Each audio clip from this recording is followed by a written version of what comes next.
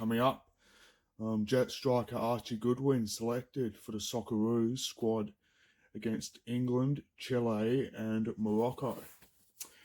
Tamika Upton cleared from injury as part of her return for the Knights clash against the St George Illawarra Dragons this weekend, but also the finals of the Hunters NPL competition in both the men's and women's. And also we'll have more sporting highlights from Northern New South Wales, and also we'll have classic sporting moments from local news from 2003. That's coming up next here on NBN's local sports news.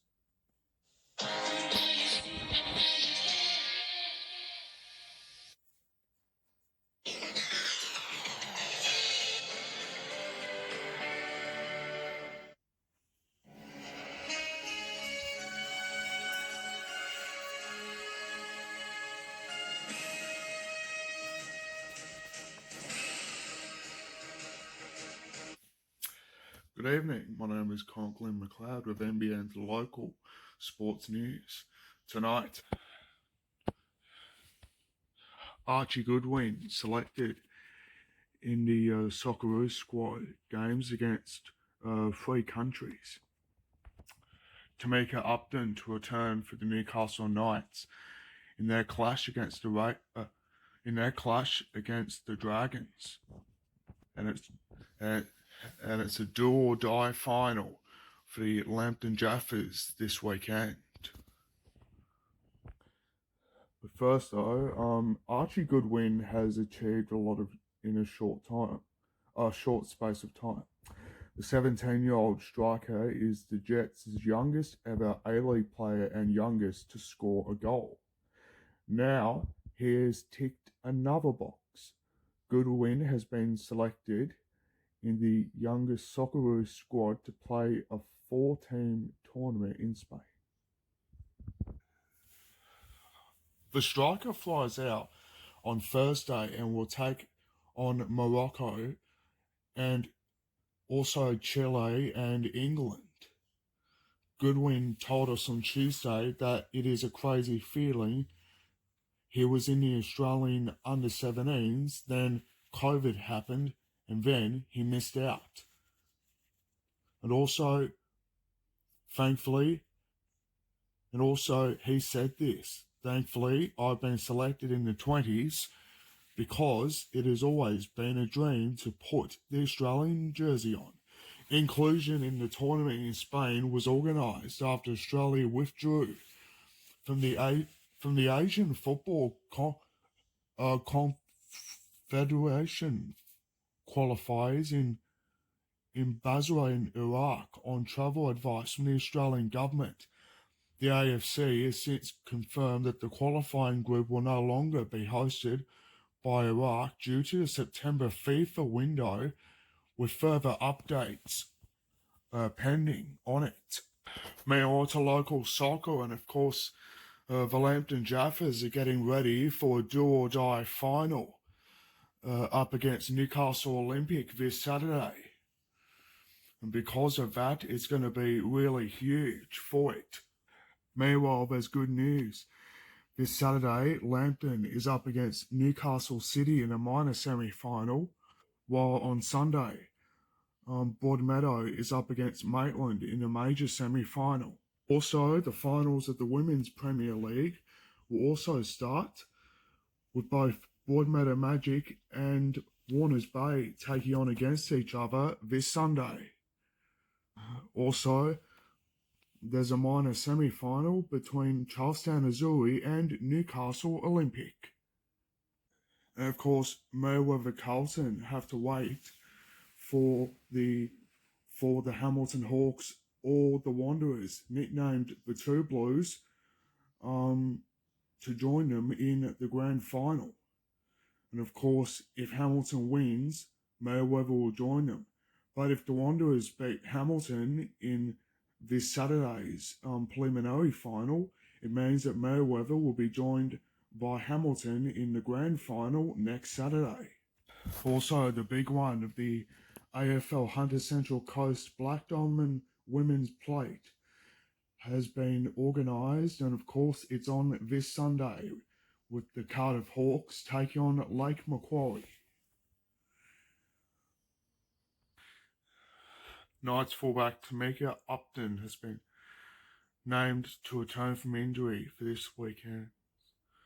Last round NRLW clash as 3 of her Newcastle teammates scored New South Wales Rugby League award. Upton is poised to wear the number 1 jersey against the St George Illawarra Dragons at Central Coast Stadium on Sunday in what shapes as a virtual preview for the playoffs. With both sides sharing second spot, and because of other ladder standings, the Knights and Dragons are likely to meet each other in a semi-final at Suncorp Stadium the following weekend, regardless of any upcoming result. Up next, we'll have more local news from Northern New South Wales, and also we'll have the best local sports stories from 2003.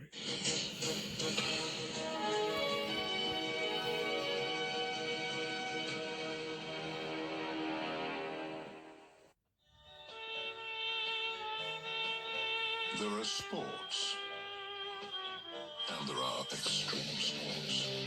Just like there are compact four-wheel drives, and there's the Nissan X-Trail. An extreme all-mode four-wheel drive system, an extreme interior, and extreme power. The X-Trail. Only Nissan takes the compact four-wheel drive to the extreme. Just when you're rolling. Come on, the big red ball. From the bush to the bay, yes, it's Lotto.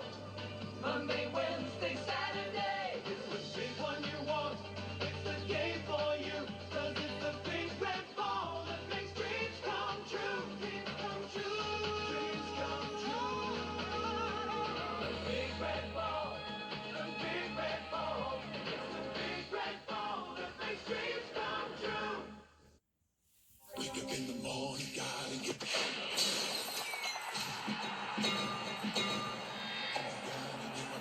the Herald is the best way to start your day.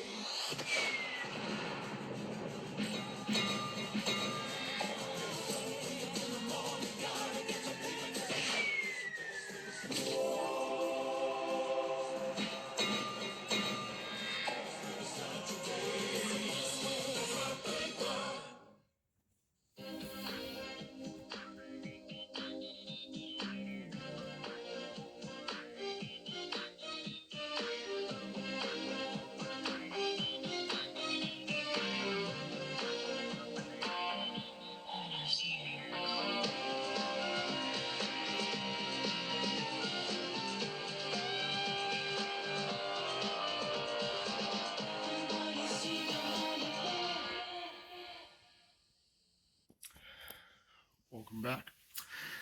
Norths are all but hoping to end Gosford's reign of becoming premiers. Because of that, Norths are hoping to become premiers of the Hunter Coast Premier Hockey League for the first time. Because of that, North will of course meet Gosford this weekend. And of course, Norths are hoping to quickly secure a victory in the grand final on Saturday, as both teams have all secured victories in the past. There's only one thing that you cannot actually go past on the mid-north coast. That's right, local rugby league up there. And of course, this Sunday there'll be a grand final. There'll be a grand final between the Port City Breakers and the Wingham Tigers. Because of that, both teams are hoping to both teams are all but hoping to have a quick go at the title. And of course, which team's year will it be? Port City's or Williams? We'll find out in just a week time. Now here's a throwback to the best local sporting moments for Newcastle and the Hunter. Because back in 2003, there was a lot of victories, of course, for local sport, of course, in Newcastle and the Hunter, and of course, there were victories for the Newcastle Knights. Well, of course, a lot of victories. We could, of course, never forget one moment from Andrew Johns when he kicked one of the best goals of all time that, of course, secured the match winner in round 14. And of course, as Jim Callanan reports, let's have a look at the best sporting moments of 2003 from our local state. It was the first time these sides had met since an extra-time grand final thriller last season that was won by South, and there was little love lost. Just back from the Australian Under-18 Championships, Sean O'Brien was having a big game in front of goal for North. There was desperation in everything Norths did, including their opening goal. It didn't look pretty, but Richard Campbell's finish was effective. Nathan Wilkinson's tap-in soon after made it 2-0 at the break before the team scored a 4-goal win. Cessnock's golden boy boxer Jamie Crampton has secured an Australian title bout in his hometown for July. The 27-year-old, who's been beaten just once in 20 pro bouts, will fight Nigerian Olympian Solomon Egamine for the national welterweight belt. Younger brother Ben, meanwhile, will contest the vacant state middleweight title also on July 11. Newcastle will play Northern Division in round 2 of the Country Rugby League Championship in Tamworth on Saturday.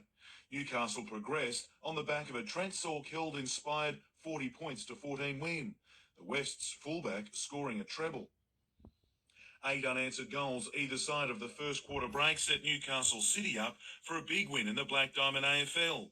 Warners Bay surprised the Hawks by 26 points, while the Marlins' return to form saw them account for Gosford.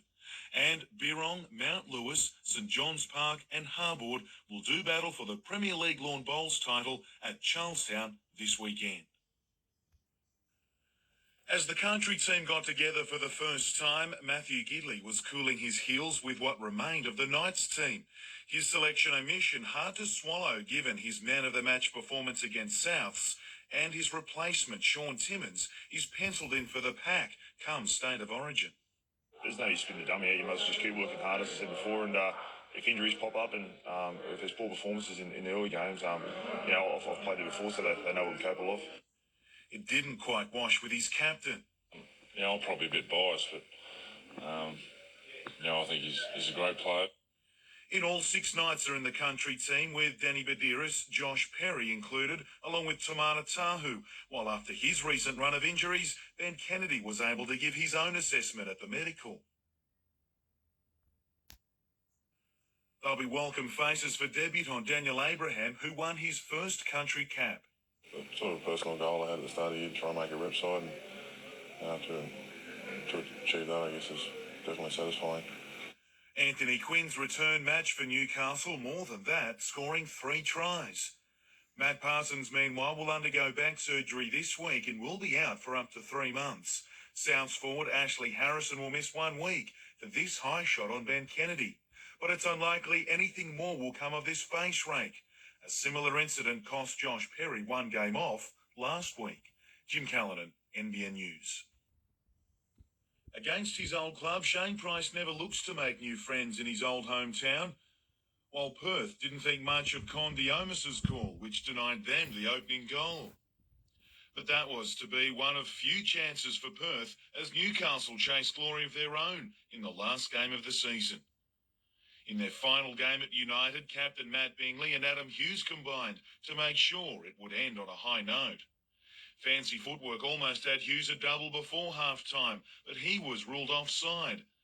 No doubts over what stopped Ryan Griffith's shot after the break. In his last match, Andy Roberts got some game time, while Joel Griffiths showed glimpses of why he'll be in the Swiss National League next season.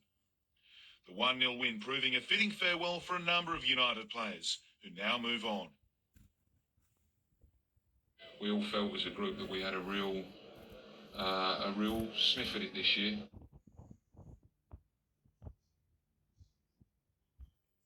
With a long injury list, West found themselves missing almost an entire pack of forwards. After 20 minutes, they were also down 18-0. Chasing points, things didn't help when desperate defence. And the sideline denied them 2 tries in the same corner. The first half, though, belonged to the Carmont brothers. Already with a try each, the pair combined again just before the break, with George setting up Stu as the Terrace headed to the sheds, up 22 points to 8. West began the second the way it wanted to have started the first.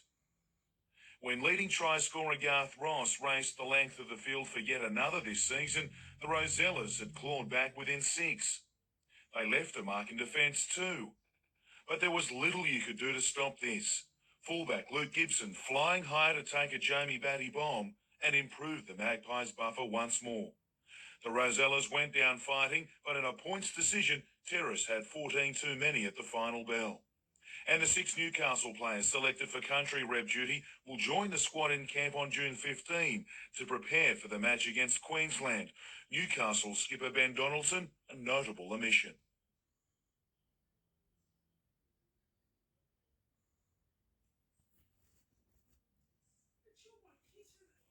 Former Penrith Panther star Steve Carter began his footballing career at Wyong, and now the NRL veteran looks set to finish his playing days as a Roo. It didn't take long for his side to race in first points against West. Winger Kevin Turkington showing pace and poise to set up Brent Murray. West's Craig Wise had some smart moves as well, sending Wayne March charging over in a swift reply. Chris Schneider didn't see country rep Dave Lawton coming, while Clary Moran snuck up on everyone, stealing a Troy Pizzette pass to race 80 metres and hand the home side a 12-6 lead. West continued to head in the right direction, with Troy Wright sending Ben Hopper tribe out on the stroke of half-time.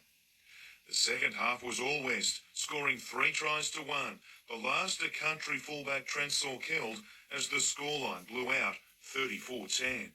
It got no better for Wyong, with the Northern Blues now joining them in 5th place on the ladder after they upset Lakes United 23-10. Jim Callanan, NBN News. Day 1 was called off when there was barely a ripple at Redhead, but by today conditions had grown with consistent half to 1 metre waves rolling in. It suited Dudley's Rob Mitchell, who won the over 40s. In the Opens, Gold Coast's Ryan Gray was being chased down by Redhead's Michael Boddy on his home break. Christian McCall, however, had made this competition his own in recent years, with the Catherine Hill Bay board rider aiming for 5 straight titles. But clubmate Justin Lee, who won the first ever Classic in 1994, got the judge's nod. On the Central Coast this long weekend, around 1,200 netballers have been battling it out in the state championships, a competition traditionally dominated by Sydney clubs. Charlestown under-19s were the ones to beat in their division. In the 20 games they played over 3 days, Charlestown was beaten just twice, not enough to stop them from winning the state title. In Black Diamond AFL, Cardiff Hawks rocked the competition leaders Newcastle City with an impressive 37-point win. Big wins for Warners Bay and Terrigal-Avoca, with point-scoring machine Maurice Goolagong booting 10 goals in the Panthers' hammering of Killarney Vale. And Redhead triathlete Boyd Conrick continues to do well overseas, finishing 6th in a field of more than 1,300 at the long-distance Carlsberg event in Southern California.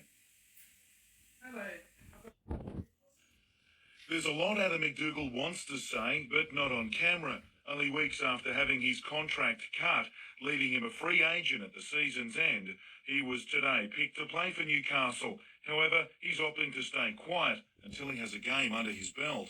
As for the club, they say there's no bad blood. From the football team's point of view, we're more than welcome to have him back, and you have a player of that calibre in the football team, it's only a positive. Should all the Knights Blues players pull through Origin 1, McDougall will join a backline that shapes as the one they've wanted all season. Kurt Gidley will continue at 5/8, with Sean Rudder covering for the injured Steve Simpson in the back row. We'd be more than happy with that back line every week if we could. Gidley agrees, at risk of never shaking off the utility tag he's looking forward to staying in the number 6 for good. I'd like to settle down, sort of in my position, so hopefully this is it. Good news for Adam Woolnough after missing 7 weeks. He was given a medical clearance today, but still nursing bruised kidneys. Steve Simpson wasn't considered. Definitely no chance, so we haven't even contemplated him. And so long as he backs up from Origin, Friday night's match will also be Matt Gidley's 150th for the club. Jim Callanan, NBN News. There's only one bout standing between Chad Bennett and a world title fight. Next Friday night in Newcastle, he'll face Indonesian champion Ferry Wirawan in a world title eliminator. The winner will be ranked number 1 contender for James Hare's world welterweight belt. I can't wait. I've trained very hard and just looking forward to getting the show over and done with, and looking forward to maybe a world title shot after that. Bennett has been sweating it out at the Marrickville gym. 3-time world champion Jeff Fennick. We just try to really sharpen him up now and get his mindset, because he's done all the training and now it's a mental game. As long as he believes that he's done everything he has to do in preparation, hopefully the fight will become easy for him. Bennett is confident of beating his Indonesian opponent. I know that I can. I'm very confident this bout. It's going to be a very hard fight. He's a very, very good fighter. But I'm looking forward to the challenge, and at the end of the day, I'll be giving 110%. As long as he wants to work hard, I think Chad can go a long way. Also on the card next Friday night at the Newcastle Workers Club is former NBN News reporter David McElwain, who's gone from sparring with politicians to the real thing. Whenever you get in the ring, there's usually someone better on the other side, and you cop a couple. Paul Lobb, NBN News.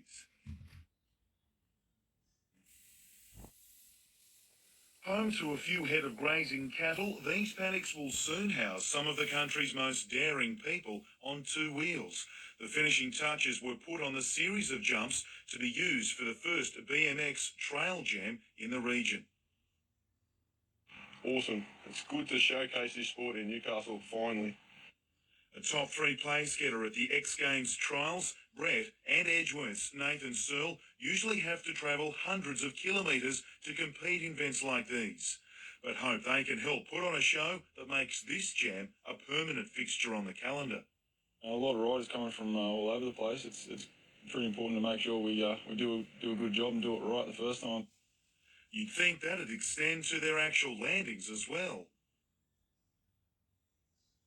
But it's all part of the sport, and when the crowd rolls in, the thrills and spills should only get bigger. Well, the louder the crowd gets, the gnarlier you go. Practice continues tomorrow while competition commences on Sunday. 3 games tomorrow in Newcastle Rugby League, while on Sunday the fight continues for 4th and 5th on the ladder, with Cessnock heading to Tomaree and Lakes to play Wyong.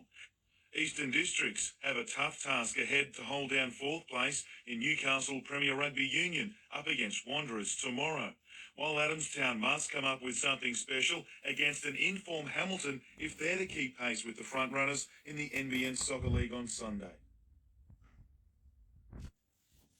It wasn't the start either side wanted, scrappy and undisciplined. Richard Hankin booting first points with a penalty.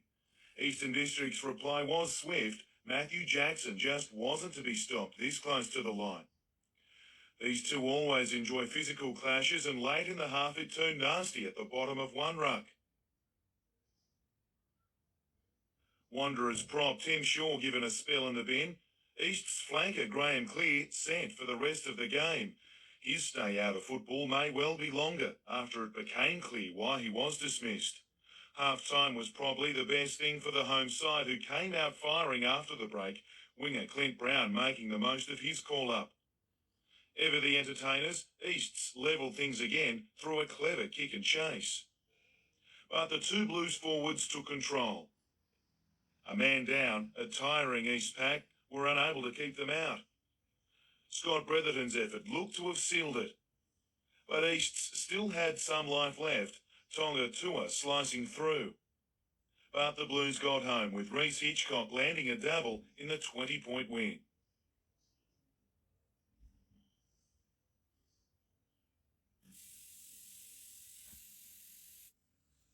The Hunter Region's 5 cycling clubs are still coming to terms with the decision that's sure to have wider ramifications. In a directive from the New South Wales Crown Solicitors, police have been instructed not to approve road racing applications unless clubs close roads to all other traffic.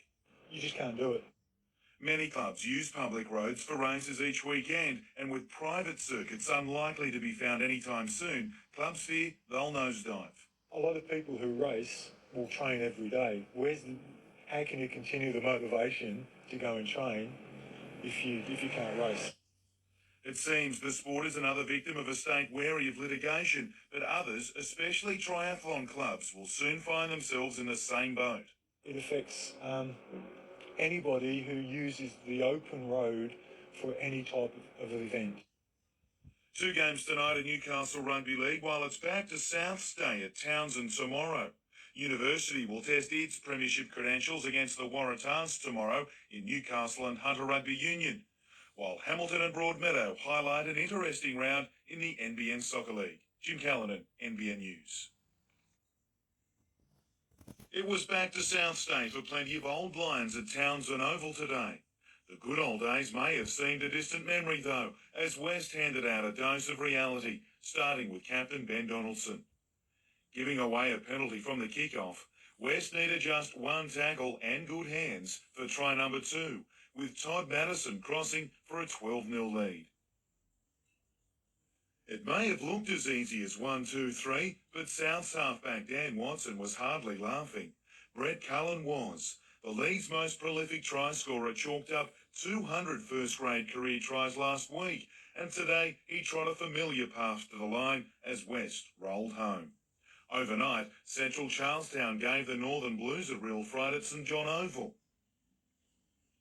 The Butcher Boys cut a swathe in both attack and defence, and soon enjoyed a good buffer over the Blues. Leo Denver sparked some life back in the Blues, and they quickly responded, Adam Brown touching down not once, but twice, as they got home by just 6.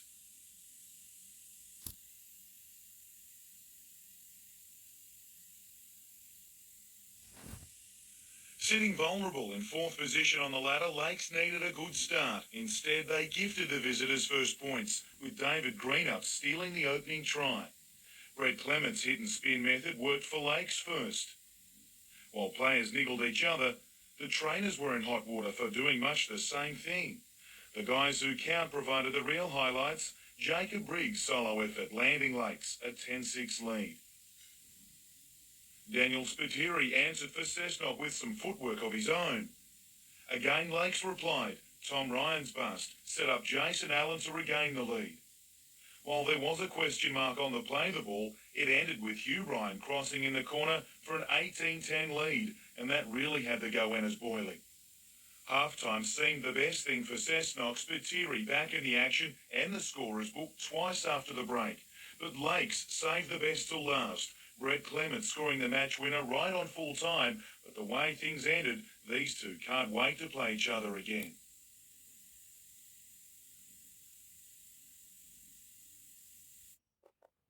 The match was just 4 tackles old, none of them made by the Northern Blues, and West was in. Country fullback Trent Sorkeld fighting Garth Ross as a kick return led to first points. Tony Hutton was in doubt to play, but left no question after chasing down Troy Wright's kick for West's second. The Blues struck back through winger Todd Ennis, and didn't he make sure West knew all about it? The Rosella halfback replied with another pinpoint grubber kick for winger Kurt Stallworthy, as West quickly regained the buffer, and soon increased it. Ross back in the action just 2 tackles after the restart to make it 18-4. Retiring after last year's premiership win, Scott Connolly's late-season return may again finish in success, as West finished on top and with a weekend to prepare for the major semi-final.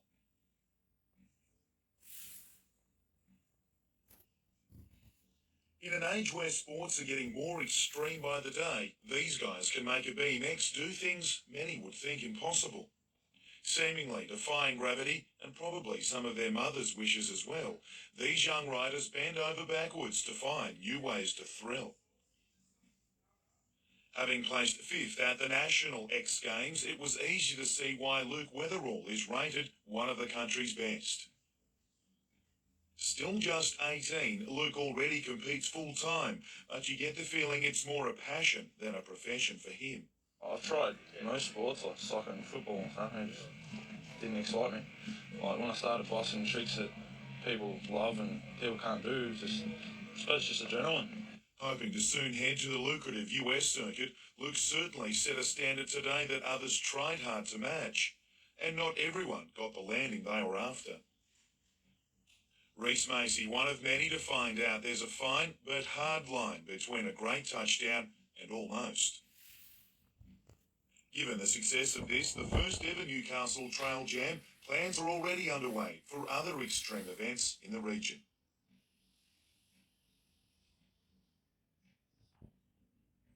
Just 7 minutes into yesterday's game and Wayne Clifford was marched. This tackle on Luke Thomas deemed too high, and the Blues captain will front the judiciary tonight. The incident followed an earlier high shot by prop Clayton Witten. One could question what he had to do to be sent off as well. Andrew Taylor, meanwhile, would have been thankful his high shot also resulted in just a penalty. In Newcastle rugby, Eastern Districts flanker Graham Clear will front the NRU judiciary on Wednesday night after he was sent off for kicking in this match against Wanderers. ARU guidelines suggest he could face at least a 9-week suspension. In Black Diamond AFL, Terrigal Avoca and Warners Bay both won, while the Blues hammered Killarney Vale. A win in the dying seconds helped keep Phoenix North on top of the Premier Hockey League, while South's win increased their buffer over Maitland for second. Needing a win to stay in touch with the top two, Maitland defended well early, but knew it was never going to be easy. Grabbing the first goal was a big help. But that's when South headed back in the right direction. After some great saves, Stu Fletcher breached the defence. Maitland came close to levelling it again, but South came home too strong. A 2-1 half-time lead ending in a 4-goal win.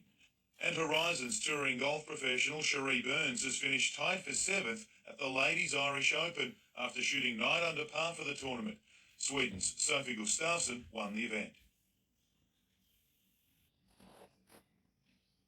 Wyong came to Cessnock still looking for a pot of gold in the form of a finals berth, but the hosts were quick to rain on the Ruse parade. Sean Bailey, certainly no leprechaun, and using that fact to full effect.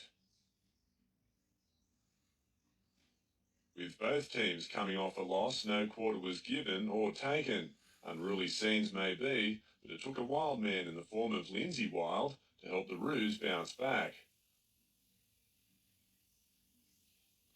Wyong was in fact its own worst enemy late in the first half, with the ball coughed up 4 times in front of Cessnock's line. The league leaders went to the break in front 6-4 and piled on the points in the second half, winning 32-18. Colin Baldwin, NBN News. This time last year, few people knew of these two, but with a World Youth title in their keeping, Nathan and Aiden have become marked men. Well, teenagers at least. I think we should be fine. I think we know that there's probably a bit of pressure on us to sort of back up and do it again, but as long as we sort of stay in the right mind frame and concentrate on what we've got to do, then I think we'll be fine. Sailing in the 420 class, the pair won both the national junior and senior titles earlier this year, but it's overseas that they want world title number 2, before tackling more senior events against the best. We race against some guys, and it's going to be the best year in Europe because everyone's fighting for their position for their country, so it's going to be the massive learning curve we can possibly have. So, while both also juggle Year 12 studies, the newly crowned State Junior Sailor of the Year will only be studying the unknown Portugal conditions in the lead-up to the Worlds. We've been to Sydney a few times and training out in the ocean, and we've actually been into Newcastle Harbour and done some training out just off Nobby's Head there and all that, so we've been trying to sort of get used to all different sorts of conditions. In rugby, Newcastle's Anthony Barrett scored a New South Wales Country's win against Queensland in the Australian Rugby Shield match at Moree at the weekend. The Cockatoos won 29-23. Scone made it 6 from 6 in Group 21 Rugby League, while Muswellbrook increased its gap on Denman with a 52-32 win. 1-goal wins for Gosford, North and West in Premier Hockey League action, with South drawing with the entrance. And in ice hockey, New South Wales has won the coveted Brown Trophy, played overnight at Warners Bay. Not a bad way to celebrate a win and a new contract with Newcastle. It didn't matter how he hit them. The relief of signing a new deal was relaxing enough. The big prop making his decision early today after supporters got in his ear after the win against Parramatta. No, I didn't expect that at all. So that's all. You know, everyone knows how good the crowd is here and the fans, and that was certainly a big factor in it. Newcastle, born and bred, the rising Blue Star can see his best football is yet to come under the red and blue banner. If I don't, fulfill my potential here, I'm not going to do it anyways. And the club is also confident of signing Daniel Abraham, a deal understood to be all but completed. If Andrew Johns was worried about being on report, he hardly looked it. With son Samuel, the world's best player was a pushover. It wasn't the case yesterday, as he orchestrated another night's win and is now set to take on the Bulldogs this weekend. They had a close game yesterday, so the Dogs really just have a good game against, pretty close tussle against them, so the boys will be looking forward to that one.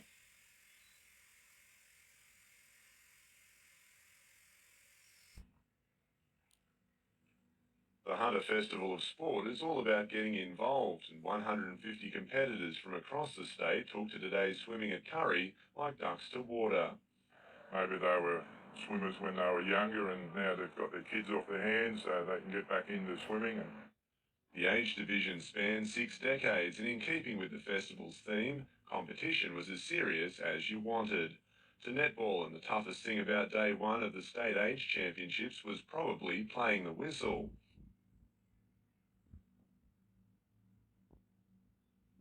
But the 3,000 competitors across 3 venues somehow stayed focused as the long haul of roughly 25 round matches began to decide winners across 4 age groups. The titles wrap up on Monday.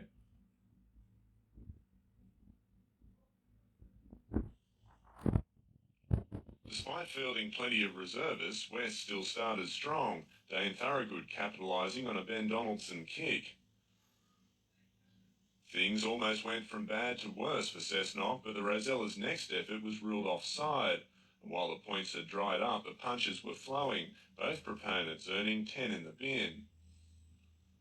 The dust settled and the Goannas were first to find the gap, Captain Coach Dan Smales leading by example, and it didn't take others long to follow, Brett Cullen finding Daniel Spiteri to see Cessnock up 10-6 in a matter of minutes. West, though, weren't backing down.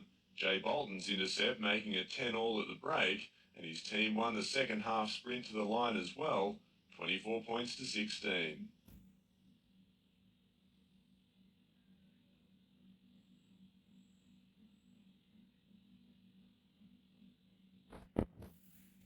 Highfields had the home ground advantage and needed to use it to make the playoffs next month.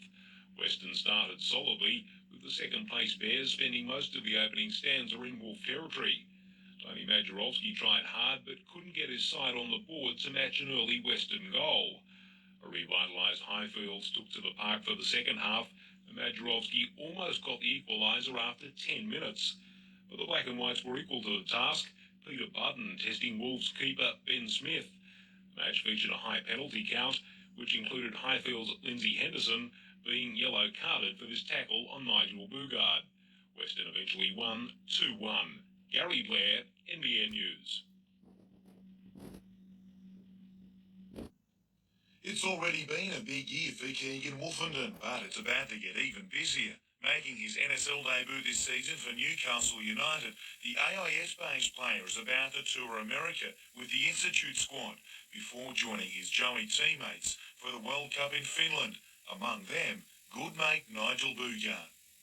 It's good. We've been mates for a while, so we always room up and freak out a couple of lads. But The 16-year-old has already tasted football in Finland early this year, but can only imagine what to expect in the biggest tournament of his career.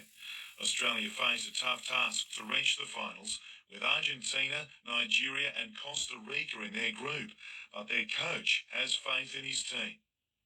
Well, when you think 2 years ago or 3 years ago, the boys made the final, and to say that we're as good as them, it does lift the spirits in the team, and the boys do get a kick out of it. Meanwhile, in Group 21 Rugby League, little change in the leaderboard, with Scone and Musselbrook still running 1-2. Terrigal Avoca and Cardiff enjoyed good wins in round 11 of Black Diamond AFL, while Newcastle City smashed Gosford by 191. And a forfeit has gifted West a 3-0 win in Premier League hockey, while a 6-goal thrashing of Leaders North also gave South a huge boost. Just getting through the numbers is enough to tire you out, but imagine being one of the 3,300 competitors in the 283-team competition. As you could imagine, there wasn't too much unused space either on or around netball courts like Lakeside over the last 3 days. Together with Charlestown and Newcastle, the venues hosted a division of the State Age Championship for 12-year-olds to 15s, with each site hosting just over 1,000 games each day. On home courts, Lakeside's under-14s started the final day undefeated, but still faced 8 more matches before the state title was decided. After losing their first game, they hit back against Hastings Valley. They won 13-10, but after some narrow losses, they settled for equal third overall. A number of talent identification squads are now to be selected from the championship.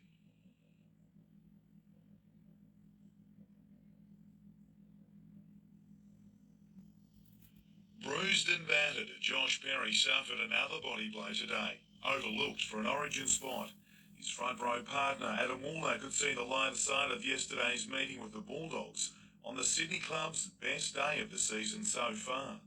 Yeah, no, thanks for them saving their best game for the year for us. So, they played really well, all their balls stuck, and they really turned it up for us, and, we just went on songs. A blunt assessment on the team's performance, he wishes he knew more about his ongoing neck problem. It keeps happening, and I don't know why.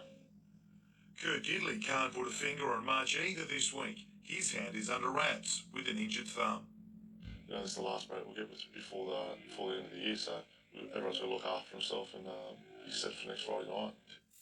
Among those hoping for the call to resume playing, Matt Parsons, Matt Jobson and Steve Simpson, who was forced out late last week. Meanwhile, Corey Hughes faces a 1-week suspension after being charged with a dangerous throw on Danny Badiris early in the match. Jim Callanan, NBN News.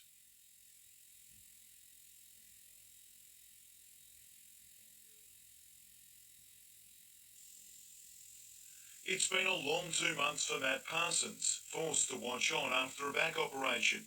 While match fitness will be lacking, Parsons shed around 5 kilograms during his recovery, and he can't wait to get back. Yeah, it has been long 8 weeks, and we've battled a little bit at times too, and it's been pretty frustrating watching from the sideline, but as I said, I'm very keen to get back. I've just got to borrow some boots off someone now. I'm not sure where I'll put mine.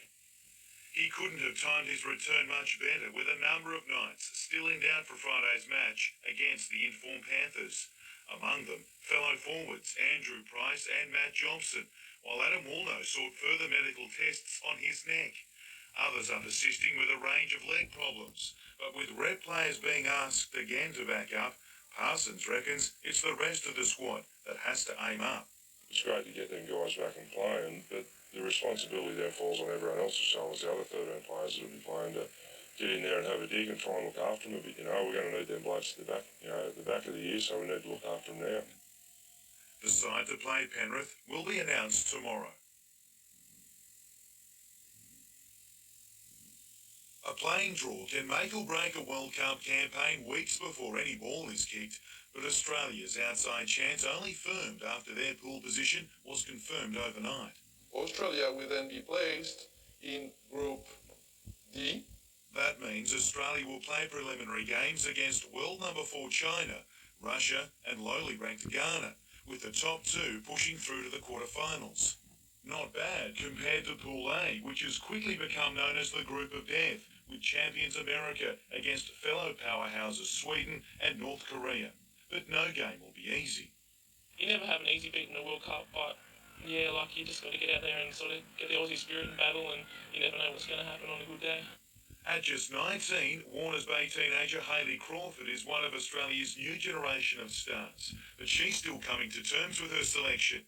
After having a break from competition last year, Danielle Small timed her return to football perfectly, and the 24-year-old will also head to her first World Cup in a side hardly impressed with her world ranking of 15.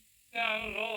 Our previous ranking I thought we had was 11th, and we've done fairly well since then, so it is disappointing to see some of the teams in front of us that, you know, we've beaten away from home. But yeah, it's a good point to prove once we get over there. Leading the side is fellow Hunter product Cheryl Salisbury, who will become the sole Matilda to have played in all 3 World Cups. The squad flies out for a pre-World Cup tournament in Japan on Monday. Jim Callanan, NBN News. Anyway, that's it for now. My name's Conklin McLeod, and it's going to be accompanying from all of us here. Good night.